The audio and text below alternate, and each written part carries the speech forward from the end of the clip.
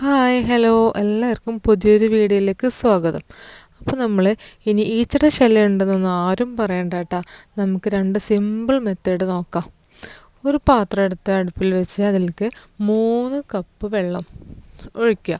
എന്നിട്ട് അത് ഒന്ന് തിളച്ച് വരുമ്പോൾ, നന്നായി തിളച്ച് വരുമ്പോൾ ഒരു 3 പീസ് കറുകപ്പട്ട, ഒരു 10-15 ഗ്രാമ്പു, ഇത് രണ്ടും നന്നായി തിളപ്പിക്കുക. 3 ഗ്ലാസ്സുള്ളത് ഒരു അര ഗ്ലാസ്സോ 1 ഗ്ലാസ്സോ അത്രയും മതി. നന്നായി വെട്ടി തിളപ്പിച്ചിട്ട് നമുക്കതൊന്ന് ഫിൽട്ടർ ചെയ്തെടുക്കാം ഒരു കപ്പിലേക്ക്.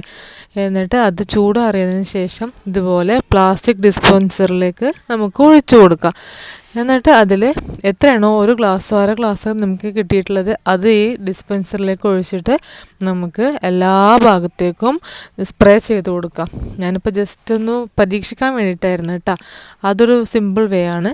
ഇനി അടുത്തത് ഒരു ചെറുനാരങ്ങ, സാധാ ലെമൺ എടുത്ത് 2 പീസാക്കി കട്ട് ചെയ്യുക.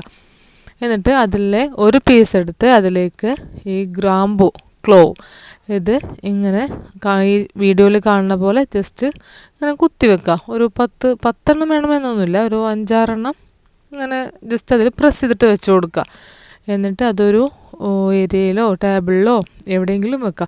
ഇത് രണ്ടും ഒരുമിച്ച് ചെയ്യാം. ആ വെള്ളം നമ്മൾ ഓൾറെഡി ഉണ്ടാക്കിയിട്ടുള്ള വെള്ളമുണ്ട്, അതൊന്ന് സ്പ്രേ ചെയ്തിട്ട് പിന്നെ ഇത് വെച്ച് കൊടുക്കാം. അങ്ങനെ കണ്ടിന്യൂസ് ഒരാഴ്ച വെച്ചിട്ടുണ്ടെങ്കിൽ നിങ്ങൾക്ക് മാറ്റങ്ങൾ അറിയാൻ പറ്റും കേട്ടോ. നന്നായി ഈച്ചയുടെ ശല്യം പിന്നെ ഉണ്ടാവേ ഇല്ല കേട്ടോ. നല്ല എഫക്റ്റാണ്. ഇത് രണ്ടൊന്ന് പരീക്ഷിച്ച് നോക്കുക. എന്നിട്ട് നിങ്ങളുടെ അഭിപ്രായം പറയട്ടോ. അപ്പോൾ നമുക്ക് അടുത്ത വീഡിയോയിൽ കാണാം കേട്ടോ. അതുവരേക്കും ബൈ.